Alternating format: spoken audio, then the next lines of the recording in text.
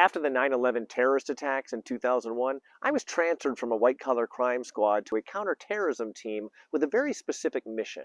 There were two Islamic charities based in Chicago. One was called Benevolence International Foundation, and the other was Global Relief Foundation. They were collecting money from good American Muslims, ostensibly for the poor and needy of the Muslim world. But what was actually happening was that they were funneling the money to Islamic fighting groups, including Al-Qaeda. In fact, the leader of one of these charities was very close with Osama bin Laden and had been present during the founding of Al-Qaeda years ago. I was the financial nerd on the team, basically following the money and conducting the investigation to build a case against these charities and their leaders. Over time, we gathered enough evidence to completely dismantle these charities and seize their assets. Some of the leaders were deported and others were incarcerated. Our goal was to choke off the money providing material support to these terrorist groups.